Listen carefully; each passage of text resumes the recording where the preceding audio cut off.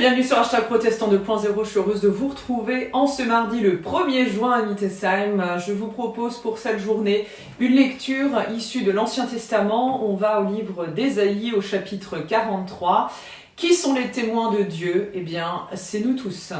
Il nous est dit qu'on fasse comparaître ce peuple qui a des yeux mais ne voit rien, des oreilles mais qui n'entend rien, que les nations se rassemblent et que les peuples se réunissent. Eh bien, parmi eux, qui peut nous révéler ce qui arrive ou nous informer de ce qui s'est déjà passé? Qu'ils produisent leurs témoins et montrent qu'ils ont raison, que ces témoins les écoutent et qu'ils confirment, c'est exact. Mes témoins à moi, c'est vous, mon peuple, déclare le Seigneur. Vous êtes mon serviteur, celui que j'ai choisi. Mon but est que vous sachiez, que vous croyiez et compreniez qui je suis, moi. Avant moi, il n'y a pas eu de Dieu. Et après moi, il n'y en aura pas. Le Seigneur, c'est moi et moi seul. À part moi, pas de sauveur. C'est moi qui apporte le salut. Moi aussi qui l'annonce et qui le fait savoir. Ce n'est pas un Dieu étranger qu'on trouverait chez vous. Vous êtes témoins que je suis Dieu. Voilà ce que dit le Seigneur, et je resterai ainsi. Personne ne me forcera la main.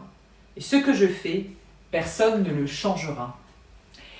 Ainsi donc, les témoins du Seigneur, ici, c'est le peuple de Dieu, celui-même qu'il a choisi, un peuple imparfait, un peuple qui voit, un peuple qui entend, mais souvent mal, un peuple qui sera pourtant le témoin d'un Dieu devant toutes les autres nations rassemblées. Le Seigneur Dieu montre ainsi qu'il est fidèle envers tous, envers les siens, et qu'il n'hésitera jamais à prendre des risques. Ces témoins à lui seront-ils aussi fidèles que le Seigneur l'est envers eux? Toute personne, chacun d'entre nous, croyant d'aujourd'hui et même d'avant, eh bien, toute personne qui a pris conscience de la bonté du Seigneur pour elle est appelée à devenir pleinement témoin là où il est, dans sa ville, dans son village, son quartier, même son association, sa paroisse, ses engagements. Soi-même, nous sommes, c'est sûr, toujours imparfaits, mais aux yeux de Dieu, nous sommes des créatures magnifiques, et c'est avec cette force et cet amour que nous sommes envoyés dans le monde à la suite du Seigneur Jésus-Christ pour pouvoir continuer son œuvre d'amour. Je vous propose la prière du jour, une prière dans le livret de la Société luthérienne pour ce 1er juin. Viens Saint-Esprit, toi que je ne vois pas et qui descends les yeux que je n'entends pas et qui déplie les oreilles. Toi dont j'ignore les chemins et qui ouvre nos routes. Toi que je ne sens pas et qui est source de tout amour. Toi dont je ne connais pas encore le visage et qui, pour chaque être, offre son nom.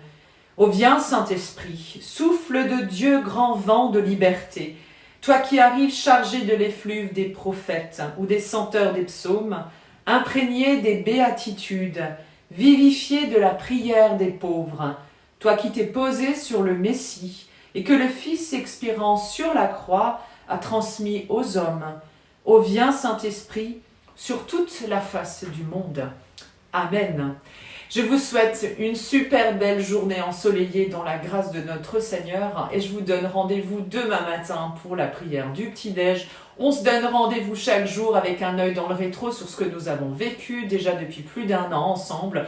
Et dimanche, rendez-vous en vidéo pour célébrer le Seigneur lors d'un temps de culte à Mertzwiller. Portez-vous bien et à plus.